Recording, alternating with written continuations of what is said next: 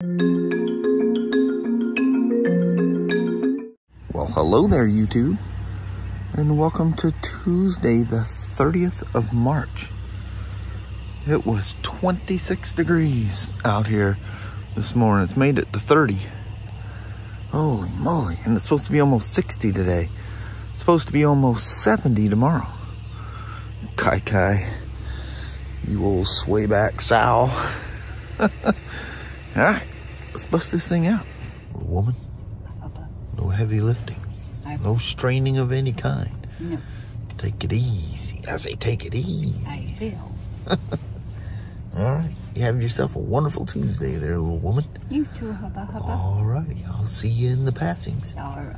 Alright, love you, see you, bye. I love you, babe. I'm surrounded by beauty. Something special about that chalk.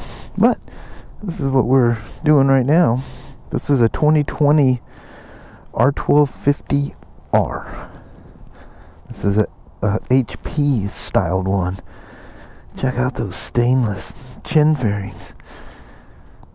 Or the chin fairing. It's two pieces, that's why I pluraled it. What a beauty. These things are such a riot. You just hold on. Or you can ride it like a kitty cat too. I mean, you put it like in rain mode or even road mode. They're very mellow and fun and safe. But like any motorcycle, they're only as safe as the control you have of your right hand. So I need to go over, which I'll do tonight, the situation I had with my Himalayan. It is a thing that I'm gonna have to address on Kelly's as well. I'm not a fan of this. I'll explain all of this later. I don't like them on there. I've never owned other than the BMWs and Spyders that have this on. Thankfully, with Harleys and stuff, it's not mandatory. Of course, it might be for 21 though. It'll become mandatory everywhere. I'll just show you later on.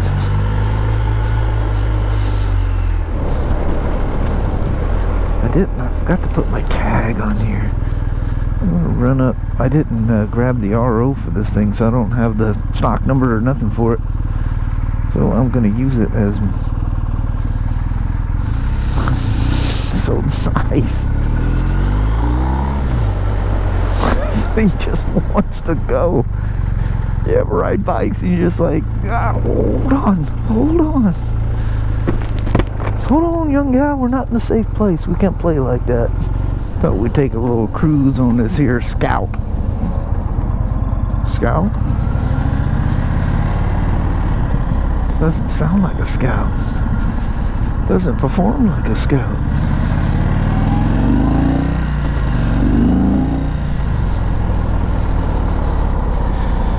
I don't think this is a Scout. Something's wrong here. Look what we have in the store.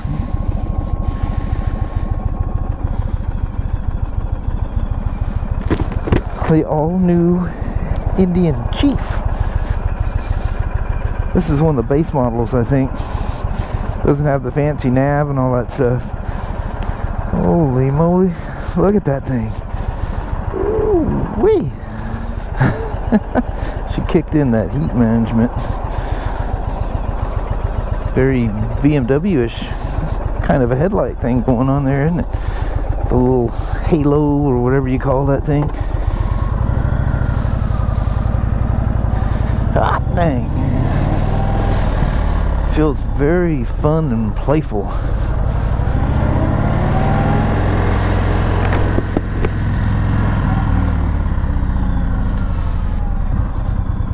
Like a blind turn to spook you a little bit, huh?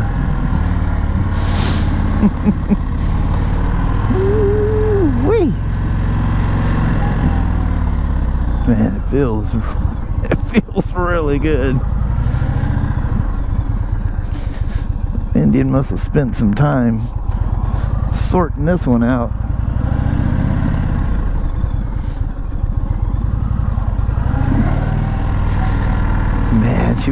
Man, she feels really playful. Heck yeah. And this is just a 111 motor. You can you get it with a 116 as well. I'm telling you. I think these bad boys are gonna fly. Hope we ordered a lot of them.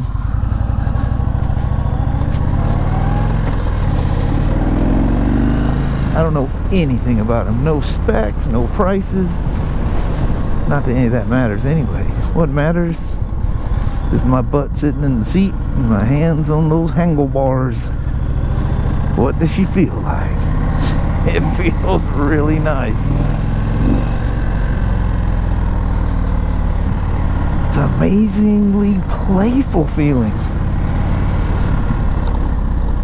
Oh man, yeah. Can't see around that van. What do we got? Nothing. I like she's got a little herky jerky there down low. Heck yeah.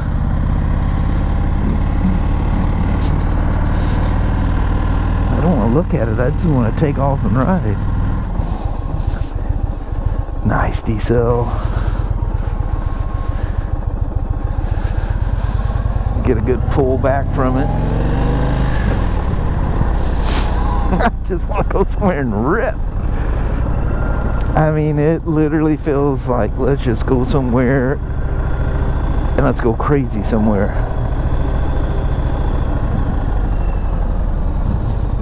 Holy moly. Parking lot repairs going on here. This guy must do something. That's not the first time I've seen that trailer out here doing something. I wonder if he's the guy that left a lug nut out in the middle of the parking lot.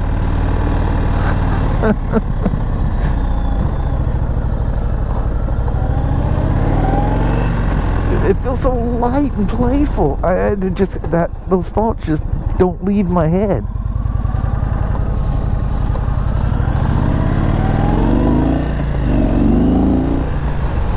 Oh yeah, nice pull. Imagine what it feels like with the 116 in it.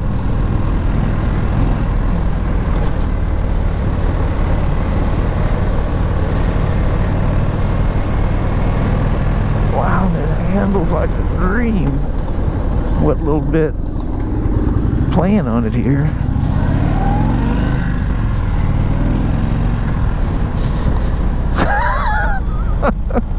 What a riot.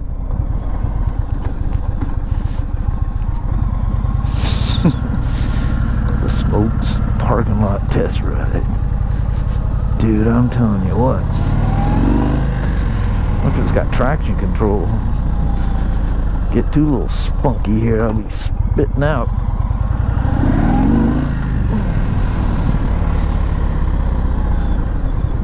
It just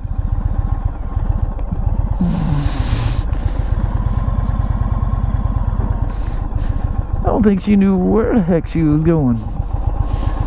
I can't complain. I actually went up that thing once myself. Look at her, she's still lost out there.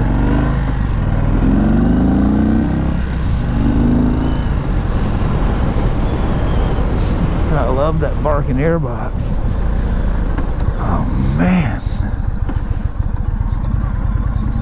There's my kid out of those out here putting spiders together.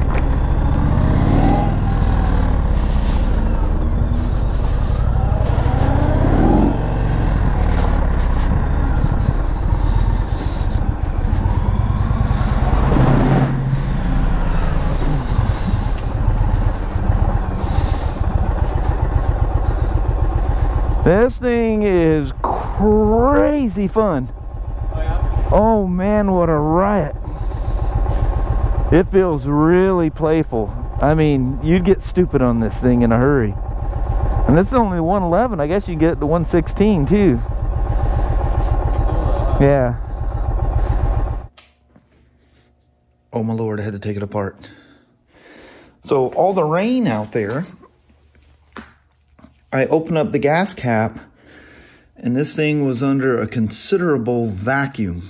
I know with EVAP there's going to be a small amount of vacuum. That's pretty normal, but this thing went really hard. And when it did, all the water that had kind of pulled up around this edge, it was just like, this was draining like it's supposed to. There's a drain hole right there. So that was draining. There's no water collecting there, but all the water that was sitting on the tank just went woof. So the tank was empty. Of course, it's full now.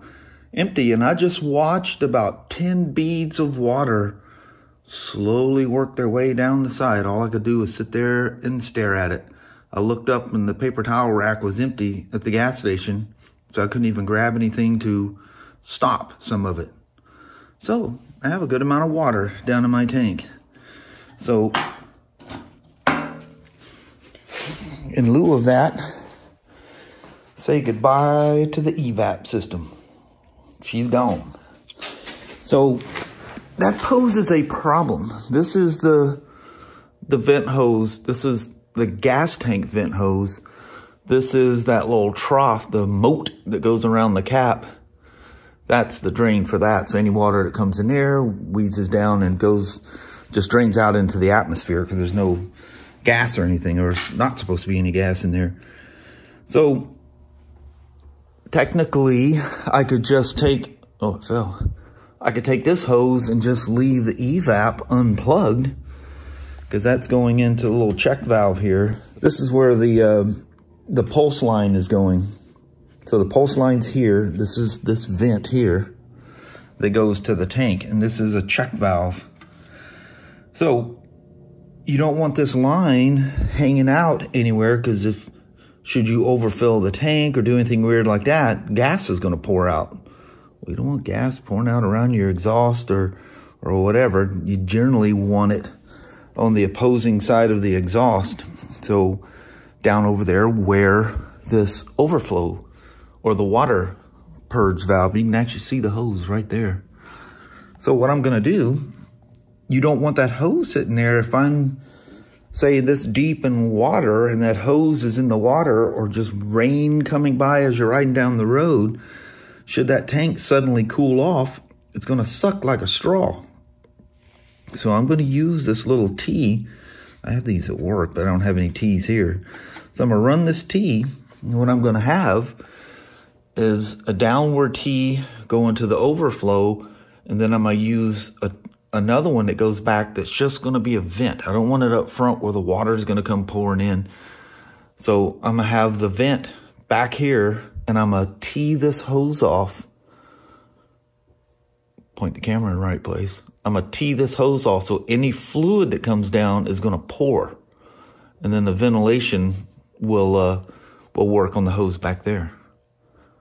Pretty simple thing.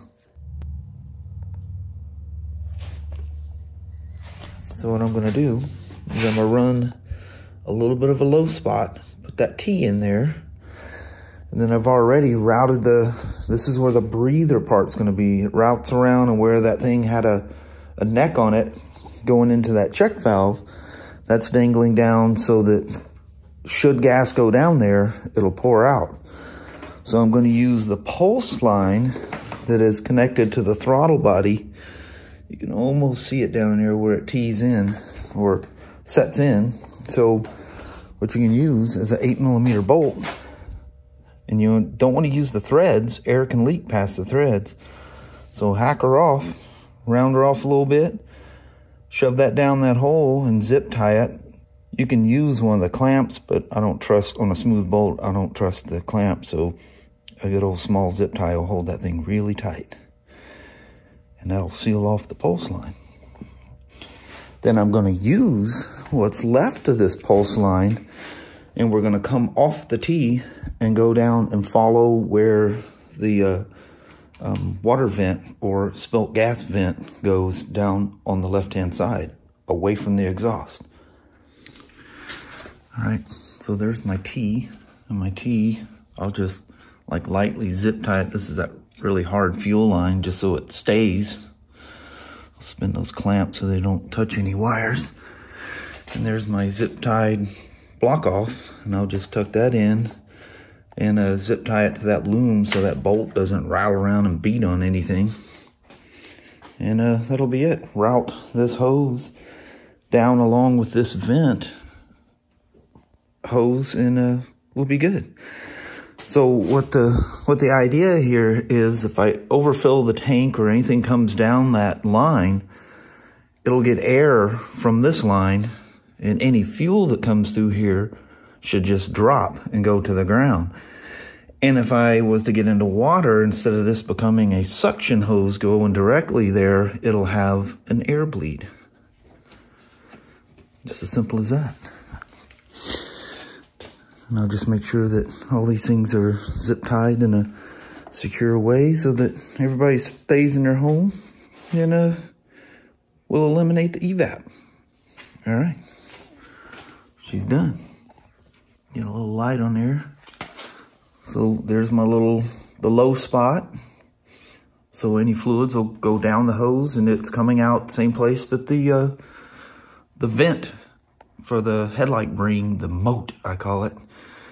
Any water or fuel that you spill while you're filling it will go down that hose. And this is all blocked off and sealed and zip tied.